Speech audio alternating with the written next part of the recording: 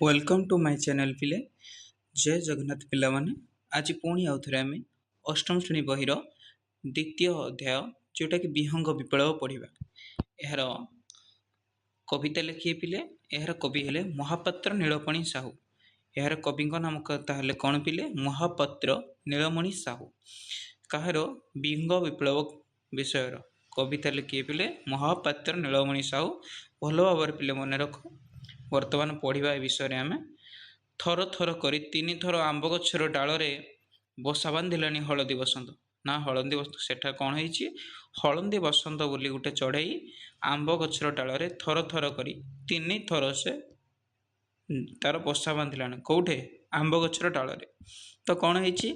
मात्र तीन थर जाक बुढ़ा मांकड़ से ही डालरे डेई ता बसा को भांगी देछि। से जो तीन थर जाक हलदी बसंत चढ़ईटी से आंब गछर डालरे जो तीन थरक जाक थर थर करी बसा को बांधिया को चेष्टा करिछि। कौन है ना सेठार थिबा गोटे बुढ़ा मांकड़टे सही डाल को डेई ता बसा भांगी देछि। जेते काकुति मिनती करी कहिले भी बुढ़ा मांकड़ ता कथा सुनिबा को नाही। हलदी बसंत चढ़ईटी जेते काकुति मिनती करिकी बुढ़ा मांकड़ को जेते काकुति मिनती अनुरोध कले मध्य कौन है ना से जमा शुणुनी से भांगी दउछि। किए? बुढ़ा मांकड़टी कौन भांगी दउछि? हलदी बसंत तैयारी करुवा बसाटी को। तापर कौन अच्छी पिले? माँ हलदी बसंत मुंडरे चिंता माड़ी पड़ुछि। कौन है? से हलदी बसंत मानक भितर थिबा जो माँ जनक से माँ कौन है मुंडरे चिंता माड़ी बसुछि। केमिति छुआ मानक रखिबो, केमिति से रहिबो। जेमती आमर घर भांगी गले आमे गोटे चिंतार पड़ जाते कि नहीं, कौटी रहिबा, कौन खाइबा, केमिति कौन करिबा, माने बहुत चिंतार आम रही जाती। से टाइप जिनस गोटे हलदी बसंत चढ़ई ता पिला मानक ता निजको सुरक्षा देवाई आंब गछर डाल गोटे बसा बांधुला जोटा कि गोटे बुढ़ा मांकड़े भांगी दौची एवं से बुढ़ा मांकड़ को हलदी बसंत चढ़ईटे अनुरोध करुच्ची जे मो बसा भांगने। तापर बसंत ऋतु बा आउ केते दिन रहिबो, बसंत ऋतु बा आउ केते दिन रहिबो। साहाड़ा गछ मानकर फूल कषि धरलानी। साहाड़ा गछ मानकर कौन है? फूल कषि फल हेबापी फूल कषि धरलानी। आउ अल्प दिन रे पाची हलदी गुरु गुरु दिशिबो। आउ अल्प दिन पर पाची कौन हम? फल कषि गुड़िक हलदी गुरु गुरु दिशिबो। बुदा मानकर शगड़ बाटुआ कोली पाची लाल टह टह दिशिबो। बुदा मानकर कौन हम? जो बड़ बड़ बुदा मानकर शगड़ बाटुआ कोली केबे पिले खाइछ? शगड़ बाटुआ पोड़ी पाची लाल लाल टह टह दिशिबो। सेतबेलକୁ जदि छुआ हो जाइथिबे तेबे सिना सेमानंकर कुनी कुनी थंटरे एई सबु मिठा पाचिला कोली आधार देव। छुआ सबु चंचल चंचल बढ़ी जिवे।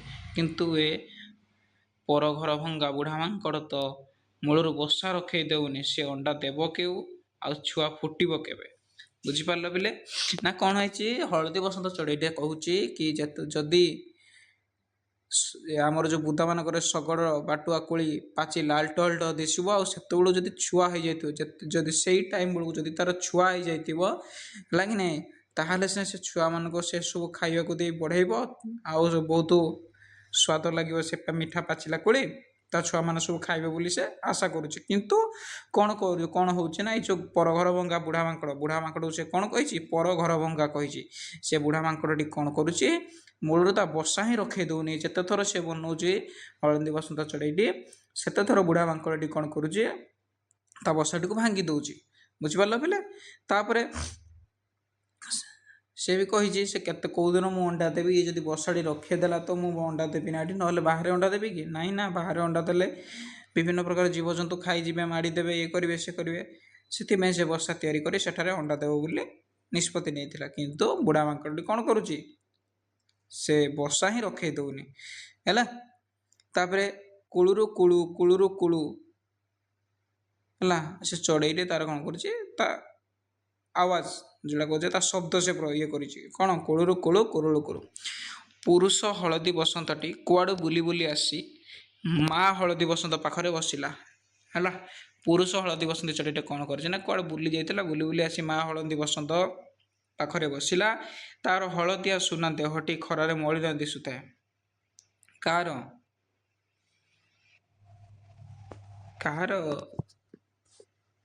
ପୁରୁଷ ହଳଦୀ ବସନ୍ତଟି କୁଆଡ଼ୁ ବୁଲି ବୁଲି ଆସି ବୁଲି ବୁଲି ଆସି ମା ହଳଦୀ ବସନ୍ତ ପାଖରେ ବସିଲା, ହେଲା କି ନାହିଁ। ତାର ହଳଦିଆ ସୁନା ଦେହଟି ଖରାରେ ମଳିନ ଦିଶୁଥାଏ। କାହାର? ପୁରୁଷ ହଳଦୀ ବସନ୍ତ ଚଢ଼େଇର ଖରାରେ ସେ ଯେଉଁ ବୁଲୁଛି, ସେଥିପାଇଁ କ'ଣ ହେଇଛି, ତା ହଳଦିଆ ସୁନା ଦେହଟି କ'ଣ ହେଇଛି, ଖରାରେ ମଳିନ ଦେଖାହେଉଛି, ହେଲା, ମଳିଆ ଦେଖାହେଉଛି। ତାପରେ କହିଲା ବୁଝିଲା ପାଖ ଆଖରେ ଆଉ କେଉଁ ଗଛ ଖାଲି ନାହିଁ। ଯେତେବେଳେ ସେ କହିଲା, କିଏ କିଏ କହିଲା? ମା ହଳଦୀ ବସନ୍ତଟି କହିଲା। କାହାକୁ କହିଲା? ପୁରୁଷ ହଳଦୀ ବସନ୍ତଟିକୁ କହିଲା। କହିଲେ କି ବୁଝିଲ ପାଖ ଆଖରେ ଆଉ କେଉଁ ଗଛ ଖାଲି ନାହିଁ। ଅନ୍ୟ ଚଢ଼େଇମାନେ ସବୁ ଗଛରେ ବସା ବାନ୍ଧି ଅଣ୍ଡା ଦେଇ ସାରିଲେଣି। କେତେକ ଅଣ୍ଡା ଉଷୁମ ଆଉଛନ୍ତି, ଆଉ କେତେକଙ୍କର ଛୁଆ ଫୁଟିଲେଣି। ଆମେ ଏବେ କ'ଣ କରିବା? ହେଲା, ମା ହଳଦୀ ବସନ୍ତଟି ପୁରୁଷ ହଳଦୀ ବସନ୍ତକୁ କହୁଛି ଯେ ପାଖ ଆଖରେ ଆଉ ଗୋଟେ କ'ଣ ଗଛ ଖାଲି ନାହିଁ। ତମେ ତ ଦେଖୁଛ ଅନ୍ୟ ଚଢ଼େଇମାନେ କ'ଣ କରୁଛନ୍ତି, ସେମାନଙ୍କରେ ବସା ବାନ୍ଧି ସେମାନେ ବସା ତିଆରି କରି ଅଣ୍ଡା ଦେଇ ସାରିଲେ ନା। ଆଉ ଖାଲି ଅଣ୍ଡା ଦେଇନାହାନ୍ତି, ଅଣ୍ଡା ଦେଇକିନା ଅଣ୍ଡା କିଛି ଅଛନ୍ତି ଅଣ୍ଡା ଉଷୁମଉଛନ୍ତି। ଆଉ କେତେକଙ୍କର କ'ଣ ହେଇଛି, ଛୁଆ ଫୁଟି ସାରିଲାନି, ମାନେ ଛୁଆ ହେଇସାରିଲାନି, ଅଣ୍ଡାରୁ ଫୁଟି ଛୁଆ ବାହାରି ସାରିଲାନି। ଆମେ ଏବେ କ'ଣ କରିବା? ଆମେ ତ ଟୋଟାଲ ଅଣ୍ଡା ହିଁ ଦେଇନାହାନ୍ତି। ଏସବୁ ସେ ଚିନ୍ତାରେ ପଡ଼ିଯାଇଛି। ତାପରେ ମା ହଳଦୀ ବସନ୍ତ ଦୁଃଖରେ କାନ୍ଦି ପକାଇଲା। ମା ହଳଦୀ ବସନ୍ତ ତାପରେ କ'ଣ ହେଇଛି, ଦୁଃଖରେ କାନ୍ଦି ପକାଇଲା।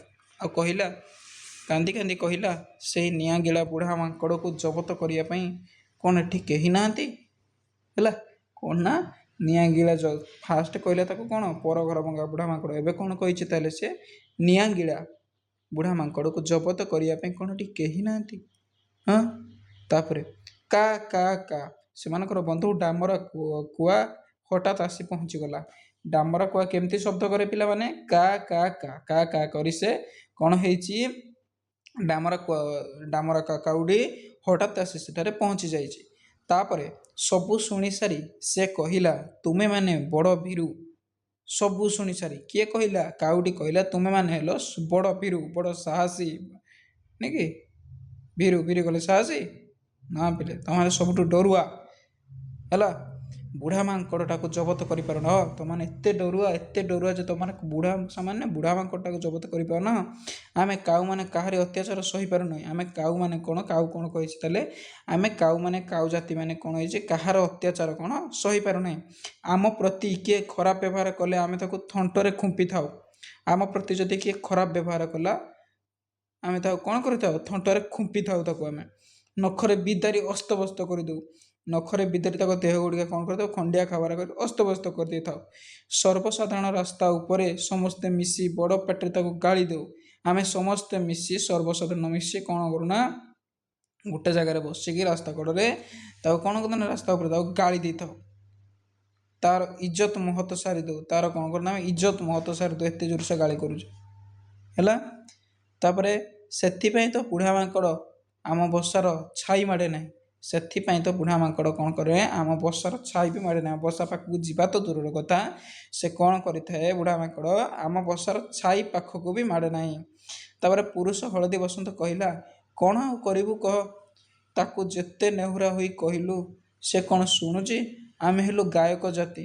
ବସନ୍ତ ଋତୁରେ ଗୀତ ବୋଲିବା ଆମ କାମ। ଆମେ ତ ଆଉ ତୁମ ଭଳି ଲଢ଼ୁଆ ଜାତି ନୁହଁ। ବୁଝିପାରିଲ ପିଲେ, କ'ଣ କହିଛି ତାହେଲେ ହଳଦୀ ବସନ୍ତ ଏଠି?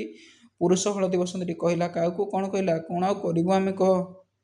ହଁ କି ନାହିଁ? କ'ଣ ହବା ଆମେ ଏବେ କରିବୁ କହ? ତାକୁ ଯେତେ ମାନେ ଯେତେ ଆମେ ରିକ୍ୱେଷ୍ଟ କଲୁ, ଯେତେ ଅନୁରୋଧ କରୁ, ହେ ବୁଢ଼ା ମାଙ୍କଡ଼ ଏମିତି କରନା ଆମ ସହ, ଆମ ଛୁଆ ପିଲା ସଂସାର ଭାସିଯିବେ, ଆମ ଘର ଭାଙ୍ଗିନି। ଯେତେ ତାକୁ ନେଉରା ହେଲୁ, ସେ କ'ଣ ଶୁଣୁଛି କି ଆମ କଥା? ସେ ଶୁଣୁନି। ଆମେ ଯେତେ ଥର ବସା ବାନ୍ଧୁଛୁ, ସେ କ'ଣ କରୁଛି, ସେତେ ଥର ବସାକୁ ଆମର ଭାଙ୍ଗି ଦେଉଛି। ହଁ କି ନାହିଁ ପିଲେ?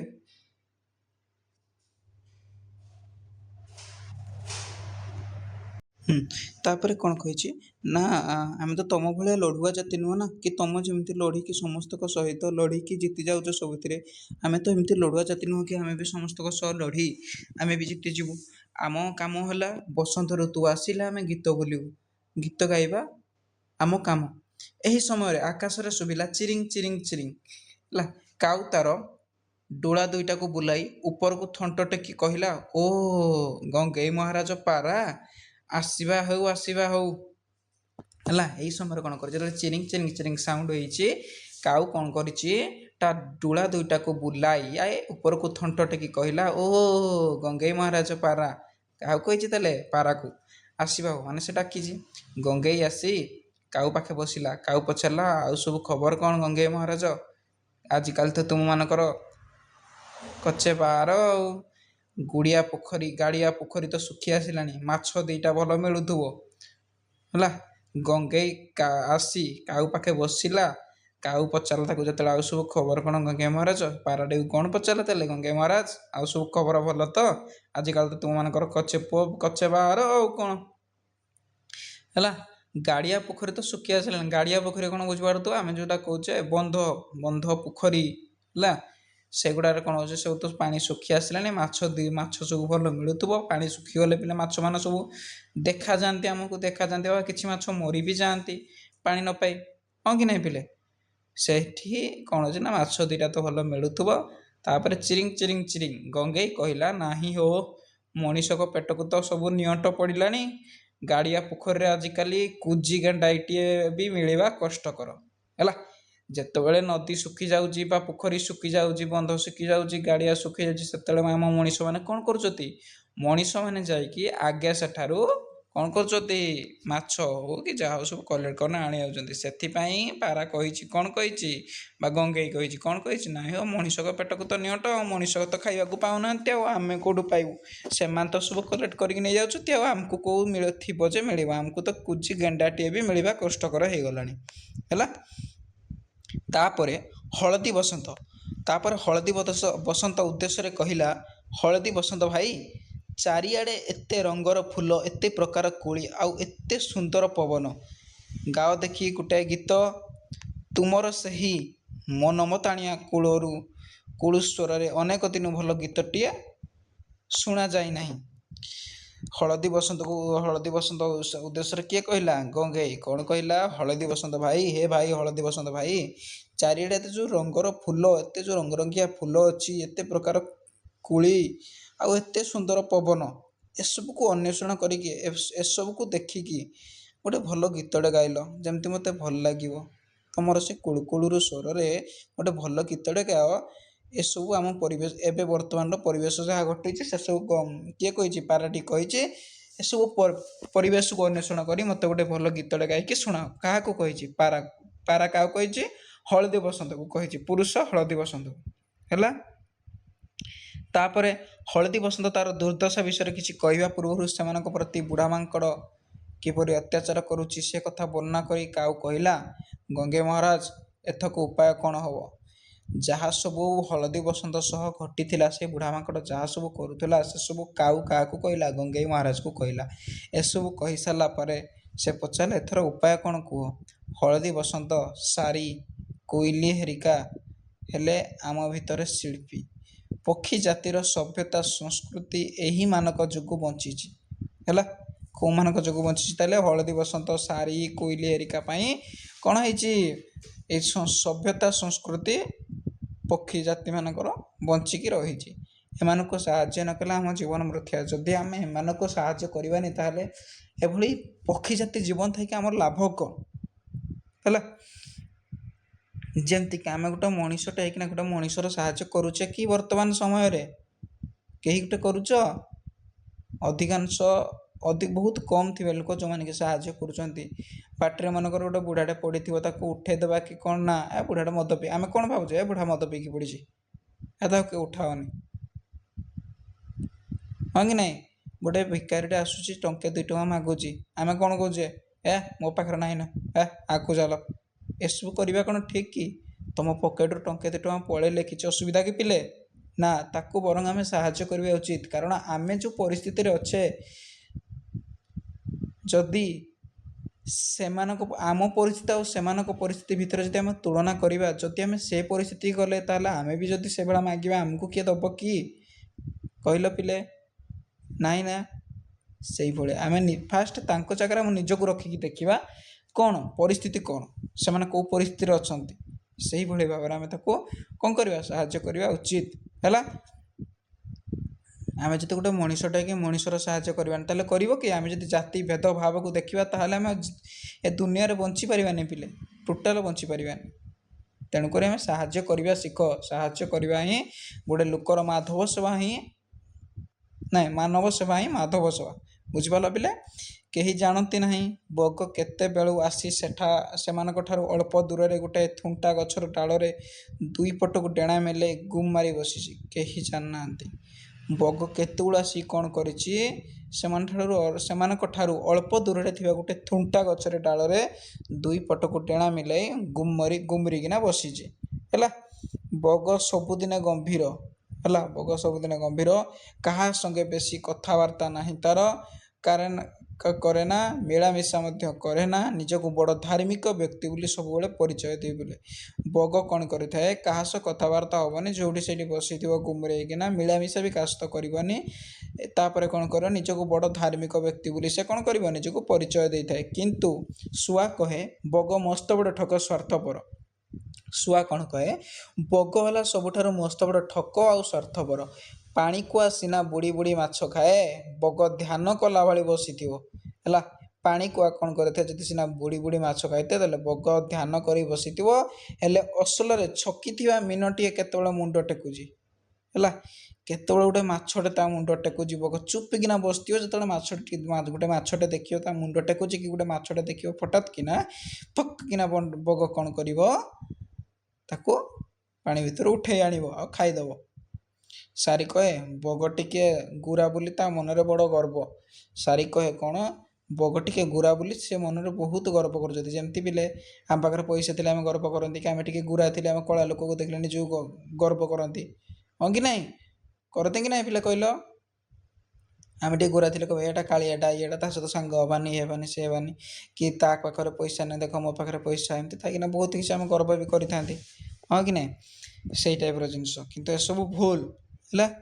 କଳା ଆଉ ଅନ୍ୟ ରଙ୍ଗର ଚଢ଼େଇମାନଙ୍କୁ ସେ ଘୃଣା କରେ। କିଏ ଘୃଣା କରେ? ବଗ କ'ଣ କରିଥାଏ, କଳା ଆଉ ଅନ୍ୟ ରଙ୍ଗର ଚଢ଼େଇମାନଙ୍କୁ ବଗ କ'ଣ କରିଥାଏ, ଘୃଣା କରିଥାଏ।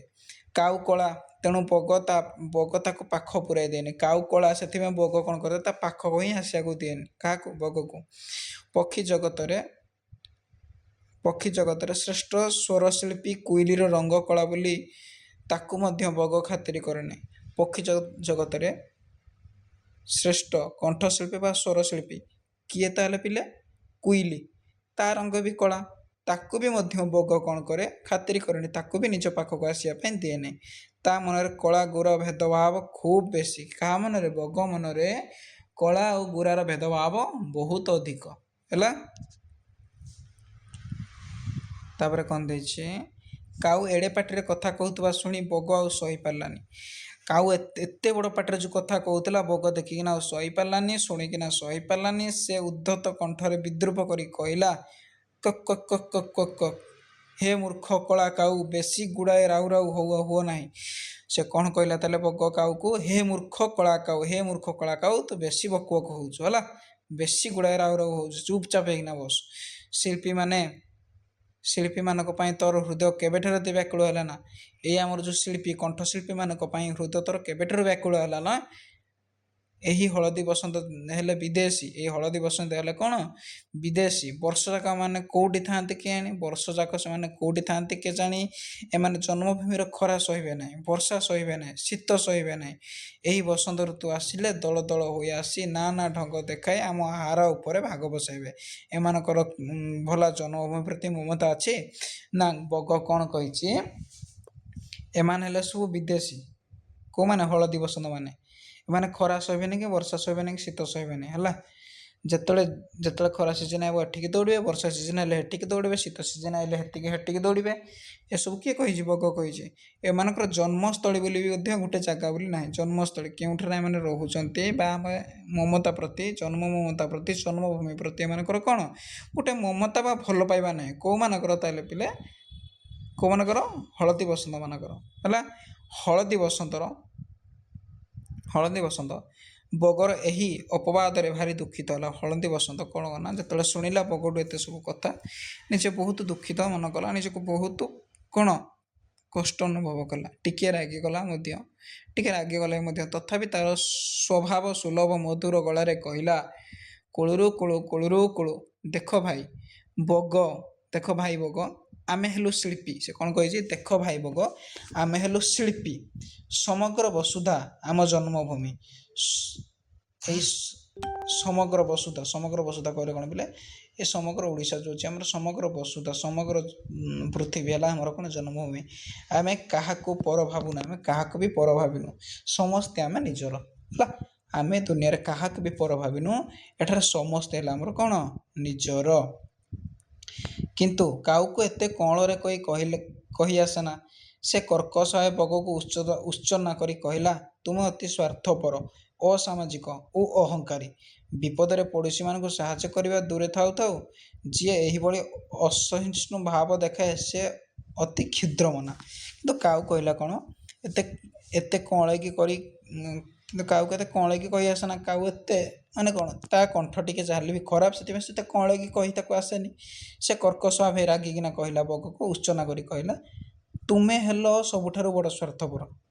କାହାକୁ କହିଲା, ବଗକୁ କହିଲା କାଉ କି ତୁମେ ହେଲ ସବୁଠାରୁ ବଡ଼ ସ୍ୱାର୍ଥପର, ଅସାମାଜିକ ଓ ଅହଙ୍କାରୀ। ତୁମେ ଗୋଟେ ଅସାମାଜିକ ଲୋକ ଆଉ ଅହଙ୍କାରୀ ଲୋକ। ବିପଦ ବେଳେ ପଡ଼ୋଶୀମାନଙ୍କୁ ସାହାଯ୍ୟ କରିବା ମାନେ କରିବା ସମୟରେ, ବିପଦ ଯେତେବେଳେ ଗୋଟେ କ'ଣ ବନ୍ଧୁଟି ବା ପଡ଼ୋଶୀଟି ବିପଦରେ ପଡ଼ିଥିବ, ତାକୁ ସାହାଯ୍ୟ କରିବା ବଦଳରେ ତୁମେ ଏହିଭଳି ଭାବରେ କଥା କହୁଛ ତାକୁ, ଏତେ କ୍ଷୁଦ୍ର ମନ ଭାବରେ, ଏତେ ଛୋଟ ମନ ଭାବରେ ତାକୁ କଥା କହୁଛ। କାଉ କଥା ଶୁଣି ସବୁ ଚଢ଼େଇ ଏକାଥରକେ ବୋବେଇ ଉଠିଲେ। କା କା ଚିରିଂ ଚିରିଂ କୁଳୁରୁ କୁଳୁ ସମ୍ମିଳିତ ଭାବେ ସେମାନେ ବଗର ସ୍ୱଭାବକୁ ନିନ୍ଦା କଲେ। କାଉର କଥା ଶୁଣି କ'ଣ କଲେ, କାଉ ସହ ସମସ୍ତେ ମିଶିଗଲେ, ଏକାଠି ହେଲେ, ଆଉ ସମସ୍ତେ ଏକ ସାଙ୍ଗରେ ତାଙ୍କର ନିଜ ନିଜର ସ୍ୱର ବାହାର କଲେ, ଆଉ ବଗର ସ୍ୱଭାବକୁ କ'ଣ କଲେ, ନିନ୍ଦା କଲେ। ବଗ ଅପମାନରେ ସେଠୁ ଉଡ଼ି ଚାଲିଗଲା। ବଗ କ'ଣ କଲା, ଏତେ ଅପମାନ ସହି ନ ପାରି ସେଠୁ ସେ ଉଡ଼ିକି ଚାଲିଗଲା। ଏହି ସମୟରେ କୁଆଡ଼ୁ ଆସି ସେଠି ପହଞ୍ଚିଲେ କଜଳୀପାତି। ଏହି ସମୟରେ କ'ଣ ନା, କୁଆଡ଼ୁ ଆସିନା କେଣେ ସେଠାରେ କିଛି କଜଳୀପାତି ଚଢ଼େଇ ଆସିକି ପହଞ୍ଚିଲେ। ତାକୁ ଦେଖି ସବୁ ଚଢ଼େଇ ପୁଣି ଥରେ ବୋବେଇ ଉଠି ସ୍ୱାଗତ ଜଣାଇଲେ। ତାକୁ ଦେଖିନା, କଜଳୀପାତିମାନଙ୍କୁ ଦେଖିକିନା ସେଠାରେ ଉପସ୍ଥିତ ଥିବା ସମସ୍ତ ଚଢ଼େଇ କ'ଣ କଲେ ନା, କଜଳପାତି ଚଢ଼େଇମାନଙ୍କୁ ସ୍ୱାଗତ ଜଣାଇଲେ। କଜଳପାତି ପକ୍ଷୀ ସମାଜରେ ମଧ୍ୟସ୍ଥତାର କାମ କରେ। କଜଳପାତି କ'ଣ କରେ, ପକ୍ଷୀ ସମାଜରେ ମଧ୍ୟସ୍ଥତାର କାମ କରେ। ଭଲ ଲୁକି କରି କଳି କଜିଆ ମେଣ୍ଟାଇ ଦିଏ। ସେ କ'ଣ କରନ୍ତି, ନିଜକୁ ଭଲ ଲୁକି ଦେଖେଇକିନା ୟା କଥା ନେଇକି ତାକୁ କହୁଥିବ, ତା କଥା ନେଇକି ଆକୁ କହୁଥିବ, ଏମିତି କହିକିନା କ'ଣ କରିଥାଏ, କଳି କଜିଆ ସବୁ ମେଣ୍ଟାଇ ଦିଏ। ଭଲରେ ନ ମେଣ୍ଟିଲେ କଜଳୀପାତି ନିଜର ଶକ୍ତି ଖଟାଇବାକୁ ବି ଭୁଲେ ନାହିଁ। ଯଦି ଭଲରେ କ'ଣ ନ ମିଶିଲେ କଜଳପାତି ନିଜର କ'ଣ ଶକ୍ତି ଖଟାଇବା ପାଇଁ ବି ଭୁଲେନି, ନିଜ ଶକ୍ତି ବି ସେ ନିଜ ଖଟାଇ ଦେଇଥାଏ। ତାର ଟାଣୁଆ ମୁନିଆ ଥଣ୍ଟରେ ସେ ଛେଳି, ମେଣ୍ଢା, ଗାଈ ଗୋରୁଙ୍କ ପିଠିକି ମଧ୍ୟ ହାଣି ଖଣ୍ଡିଆ କରିଦିଏ। କଜଳପାତି କ'ଣ କରିଥାଏ, ତାର ଯେଉଁ ମୁନିଆ ଥଣ୍ଟ, ସେ ମୁନିଆ ଥଣ୍ଟରେ ସେ କ'ଣ କରିଥାଏ, ସେ ଛେଳି ହଉ କିମ୍ବା ମେଣ୍ଢା ହଉ କିମ୍ବା ଗାଈ ଗୋରୁଙ୍କ ପିଠିରେ ବସିକିନା ଯେଉଁ ଖୁଟ୍ ଖୁମ୍ପେ, ଆମେ ସମସ୍ତେ ଭାବନ୍ତି କ'ଣ, ସେ ବୋଧେ ଗାଈ ଗୋରୁର ଗୋଡ଼ ଆମେ ପୋକ ଖାଉଛି କି ଇଏ ଖାଉଛି ସିଏ ଖାଉଛି, ହଁ କି ନାହିଁ। କିନ୍ତୁ ଅସଲ କଥା ହେଲା, ସେ କ'ଣ ଏମିତି ଖୁମ୍ପି ଗାଈ ଗୋରୁଙ୍କ ପିଠିରେ କ'ଣ କରିଥାଏ, ଖଣ୍ଡିଆ କରିଦେଇଥାଏ। ତେଣୁ ପକ୍ଷୀମାନେ ତାକୁ ଶ୍ରଦ୍ଧା କରନ୍ତି, ଟିକେ ଭୟ ମଧ୍ୟ କରିଥାନ୍ତି। ପକ୍ଷୀମାନେ ତାକୁ କ'ଣ କରିଥାନ୍ତି, ଶ୍ରଦ୍ଧା ବି କରିଥାନ୍ତି, ହେଲେ ଟିକେ ଭୟ ବି କରିଥାନ୍ତି। ଚାଙ୍ଗ ଚାଙ୍ଗ ଚାଙ୍ଗ ଚାଙ୍ଗ, କଥା କ'ଣ, ହଳଦୀ ବସନ୍ତ ଦୁହିଁଙ୍କ ମୁହଁ ଏମିତି ଶୁଖିଯାଇଛି କାହିଁକି? କାଉ ହଳଦୀ ବସନ୍ତଙ୍କର ସମସ୍ତ ଦୁରବସ୍ଥା ଜଣାଇଲା। ତାପରେ କହିଲା, ଦେଖ ବନ୍ଧୁ, ମା ହଳଦୀ ବସନ୍ତ ନିକଟରେ ଥଣ୍ଡା ଦେବ। ମାତ୍ର ବୁଢ଼ା ମାଙ୍କଡ଼ ତିନି ଥର ସେମାନଙ୍କ ବସା ଭାଙ୍ଗି ଦେଲାଣି। ତାର ଦାଉ ବଡ଼ ଅସହ୍ୟ ହେଲାଣି। ଚ୍ୟାଙ୍ଗ ଚ୍ୟାଙ୍ଗ ଚ୍ୟାଙ୍ଗ ଚ୍ୟାଙ୍ଗ ଶବ୍ଦ ଦେଲେ କିଏ କଲା, କଜଳୀପାତି। କହିଲା, କଥା କ'ଣ, ହଳଦୀ ବସନ୍ତ ଯେଉଁ ଅଛନ୍ତି, ଆମର ଗୋଟେ ପୁରୁଷ ହଳଦୀ ବସନ୍ତ ଆଉ ମା ହଳଦୀ ବସନ୍ତ ଯେଉଁ ଅଛନ୍ତି, ସେମାନଙ୍କର ମୁହଁ କାହିଁ ଶୁଖିଯାଇଛି ସେ ପଚାରିଛି। କାଉ କ'ଣ କଲା ନା, ହଳଦୀ ବସନ୍ତଙ୍କର ସମସ୍ତ ଦୁରବସ୍ଥା ଦୁଃଖ ସବୁ ଜଣାଇଲା। କାହାକୁ? କଜଳୀପାତିକୁ। ତାପରେ କଜଳୀପାତି କହିଲା, ଦେଖ ବନ୍ଧୁ, ମା ହଳଦୀ ବସନ୍ତ ନିକଟରେ ଅଣ୍ଡା ଦେବ ହେଲା। ମା ହଳଦୀ ବସନ୍ତ ନିକଟରେ ଅଣ୍ଡା ଦେବ। ମାତ୍ର ବୁଢ଼ା ମାଙ୍କଡ଼ ତିନି ଥର ତାଙ୍କର କ'ଣ କଲା ନା, ବସା ଭାଙ୍ଗିଦେଲା ନା ହେଲା। ତାର ଦାଉ ବଡ଼ ଅସହ୍ୟ ହେଲା ନା, ସେ ବହୁତ ଆଉ ସହି ପାରୁନାହାନ୍ତି। କାରଣ ତାଙ୍କ ପାଖ ଚଢ଼େଇ ଯେତିକି ଅଛନ୍ତି, ସେମାନେ ସବୁ ଅଣ୍ଡା ଦେଇକିନା କିଏ ଉଷୁମେଇଲାଣି ତ କାହାର ଛୁଆ ଫୁଟିଲାନି। ଗୋଟେ ବାପା ମାଙ୍କର ମନ ହେବା କେମିତି ସହିବ? ସେମାନଙ୍କର ଟୋଟାଲ ଛୁଆ ସେମାନେ କରିପାରୁନାହାନ୍ତି, ବା ତାଙ୍କର ନିଜ ଅଣ୍ଡା ସେମାନେ ଦେଇପାରୁନାହାନ୍ତି, ଫଟେଇ ପାରୁନାହାନ୍ତି ହେଲା କି ନାହିଁ। ସେମାନେ ବି ଅସହ୍ୟ ହେଇସାରିଲେ ନା ହେଲା। ଏଇସବୁ କଥା କାହାକୁ କହିଛି? କିଏ? କାଉ କହିଛି କଜଳପାତିକୁ। ସମଦୁଃଖୀ କଜଳପାତି ମାଙ୍କଡ଼ ପାଖକୁ ଗଲା। ମାଙ୍କଡ଼ ସମଦୁଃଖୀ, ସମସ୍ତଙ୍କର ଦୁଃଖ ବୁଝିଥାଏ କିଏ? କଜଳପାତି। ସେ କ'ଣ କଲା? ମାଙ୍କଡ଼ ପାଖକୁ ଗଲା। ବରଗଛରେ ଗୋଟାଏ ଡାଳରେ ବସି ଆଉ ଗୋଟାଏ ଡାଳକୁ ଆଉଜି ବୁଢ଼ା ମାଙ୍କଡ଼ ଘୁମଉଛି। ବରଗଛରେ ଗୋଟାଏ ଡାଳରେ ବସିକିନା ଆଉ ଗୋଟାଏ ଡାଳରେ ସେ କ'ଣ କରୁଛି? ଆଉଜିକିନା ମାଙ୍କଡ଼ କ'ଣ କରୁଛି? ଘୁମଉଛି। କଜଳପାତି ତା ମୁଣ୍ଡ ଉପରେ ଟକ୍କର କାଟି ଉଡ଼ି ବୋବେଇବାକୁ ଲାଗିଲା। ଚକ୍କର କାଟି କଜଳପାତି କ'ଣ କଲା? ମାଙ୍କଡ଼ ଉପରେ ଚକ୍କର କାଟି କ'ଣ କରୁଛି? ଉଡ଼ି ବୋବେଇଲା। ଚାଙ୍ଗ ଚାଙ୍ଗ ଚାଙ୍ଗ କନା ବୋବେଇଲା। ବୁଢ଼ା ମାଙ୍କଡ଼ର ନିଦ ଭାଙ୍ଗିଗଲା।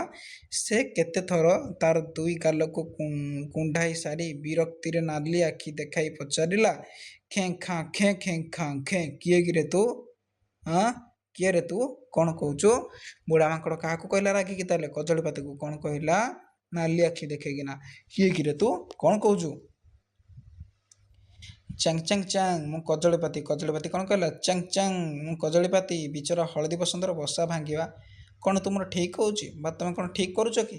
ଯେଉଁ ହଳଦୀ ବସନ୍ତର ବସା ଭାଙ୍ଗୁଛ, ତୁମେ ଠିକ୍ କରୁଛ କି କଜଳପାତି? କଜଳପାତି କହିଛି କାହାକୁ?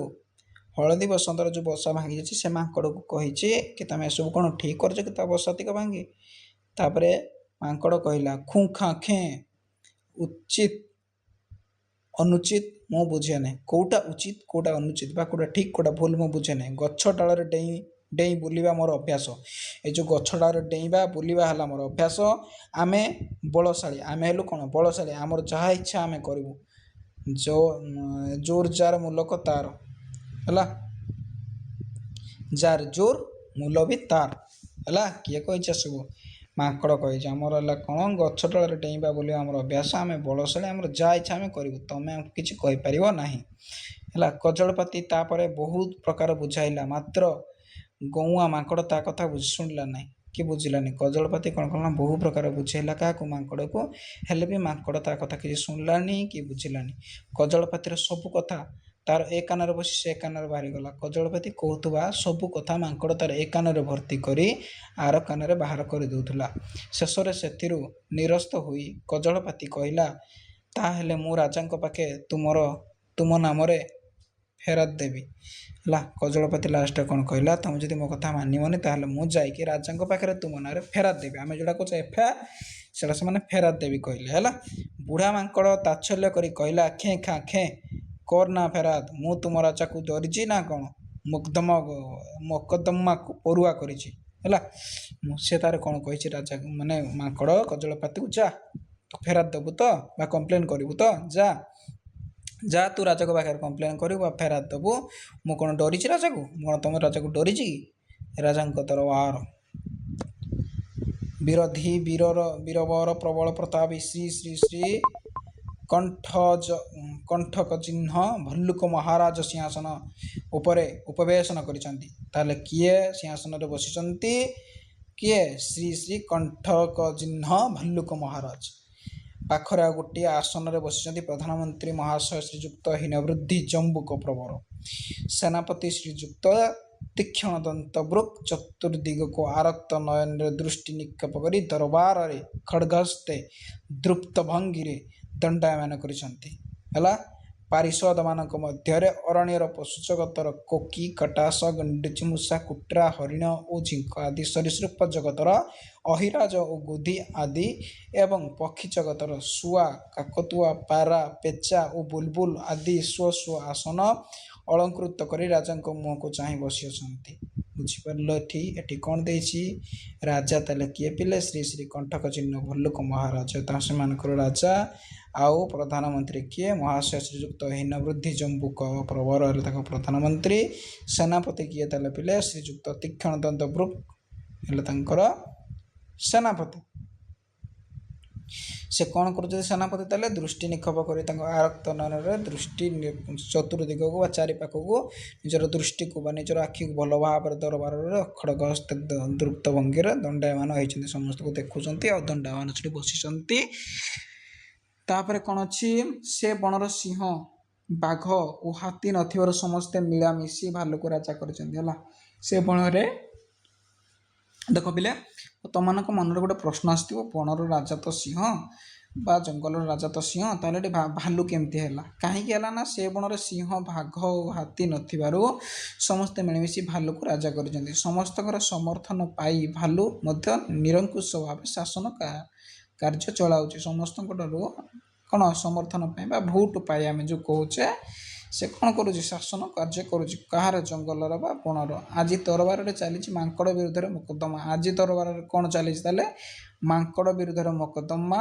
ତେଣୁ ସମସ୍ତେ ଉଦ୍ଗ୍ରୀବ ହୋଇ ରାଜାଙ୍କ ରାୟ ଶୁଣିବା ପାଇଁ ଅପେକ୍ଷା କରିଛନ୍ତି। ସମସ୍ତେ କ'ଣ କରିଛନ୍ତି?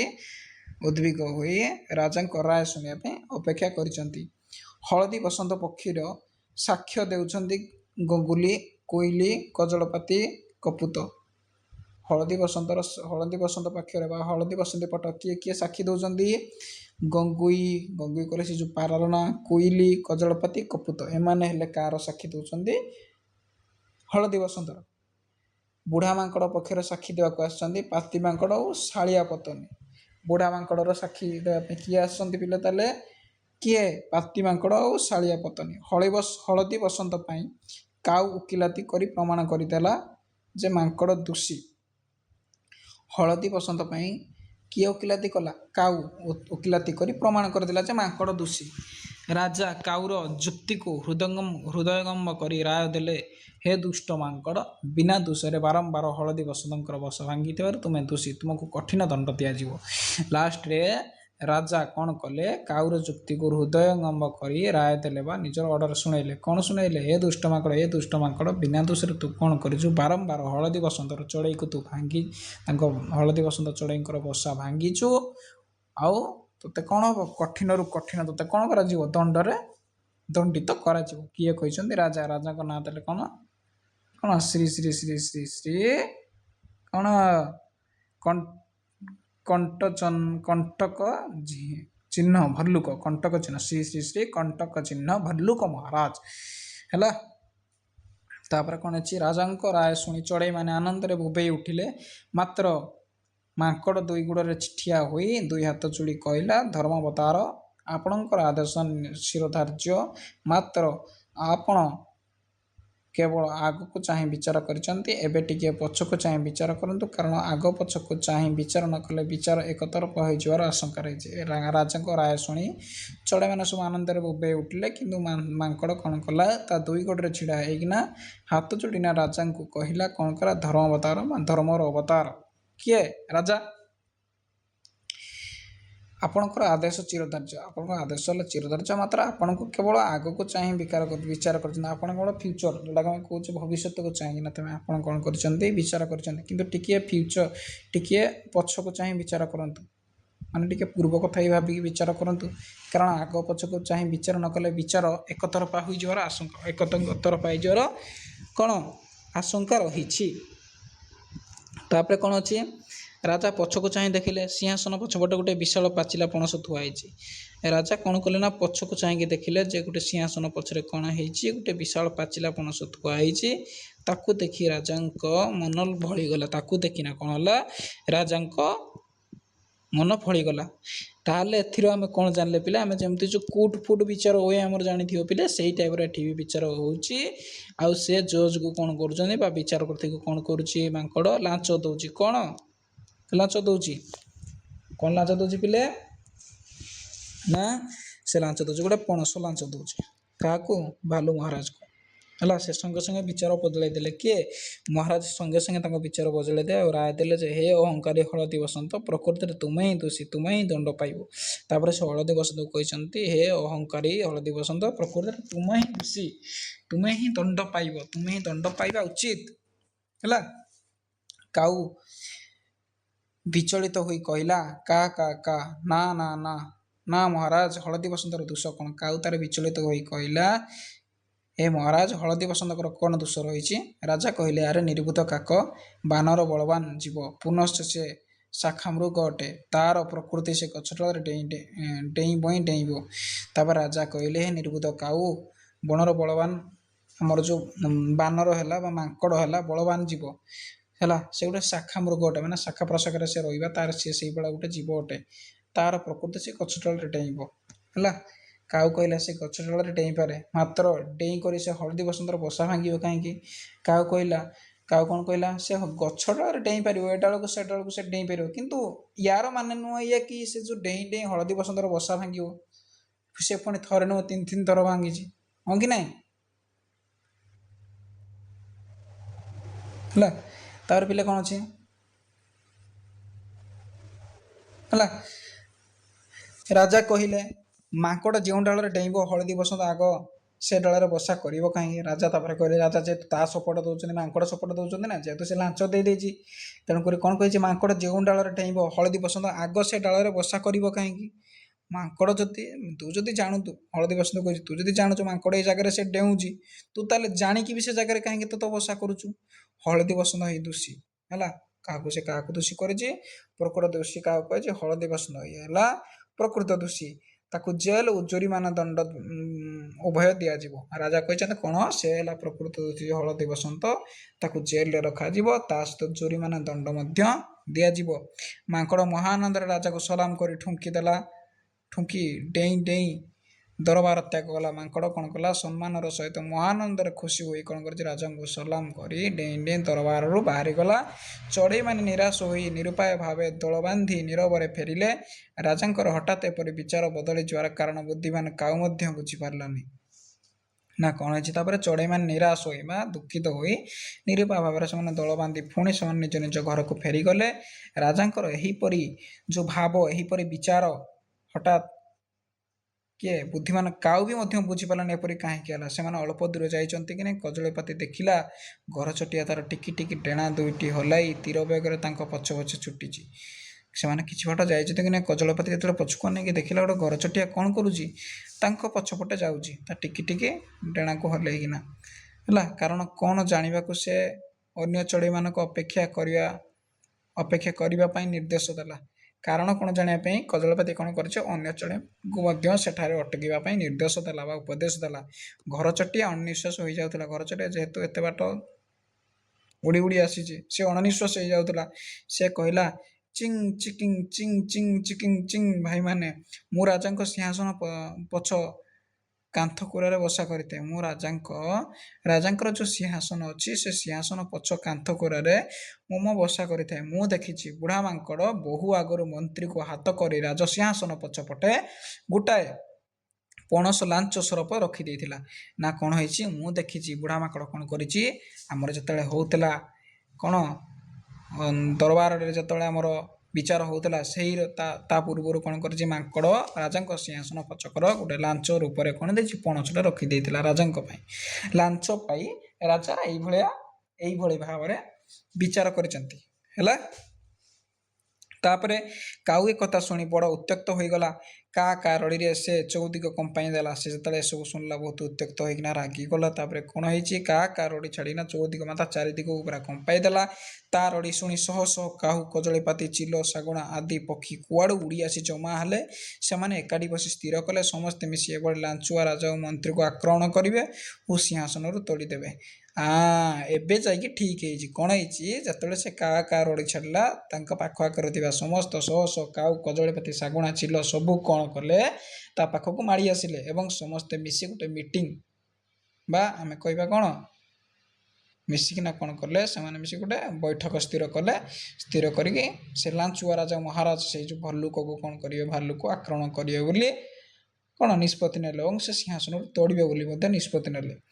ପକ୍ଷୀ ବାହିନୀ ଛୁଟି ଆସିଲେ ରାଜାଙ୍କ ଅଭିମୁଖରେ। ପକ୍ଷୀ ବାହିନୀ କ'ଣ ଆସିଲେ, ପୁଣି ଫେରି ଆସିଲେ ରାଜାଙ୍କ ଅଭିମୁଖରେ। ସବା ଆଗରେ ଥାଏ ଶଙ୍ଖଚିଲ।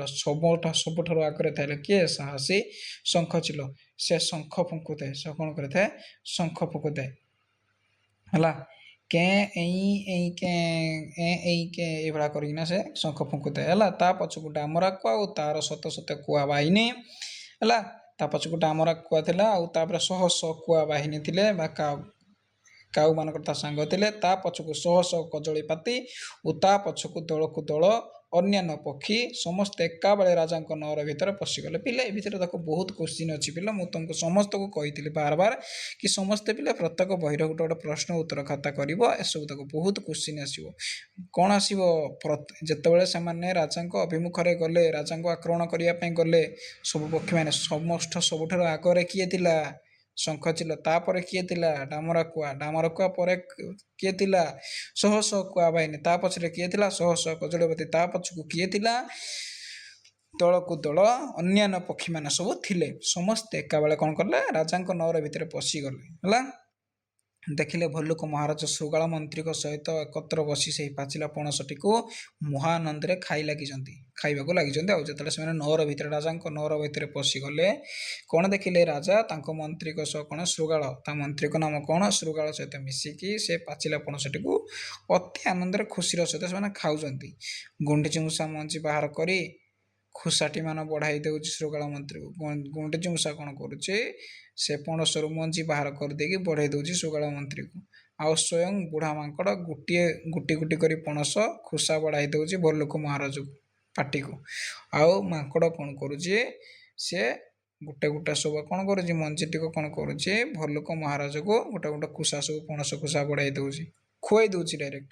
ହେଲା, ପକ୍ଷୀମାନେ ଦୃଶ୍ୟ ଦେଖି ଆହୁରି ରାଗିଗଲେ। ଏସବୁ ଦୃଶ୍ୟ ଯେତେବେଳେ ଦେଖିଲେ ଆହୁରି ରାଗିଗଲେ ଏବଂ ମହାକୋଳାହଳ କରି ଲାଞ୍ଚ ଖିଆ ରାଜା, ମନ୍ତ୍ରୀ ଓ କର୍ମଚାରୀମାନଙ୍କୁ ଖୁମ୍ପିବାକୁ ଲାଗିଲେ। ସେମାନେ ରାଗି ଯାଇଥିଲେ ପକ୍ଷୀମାନେ ସବୁ ଦେଖିକି।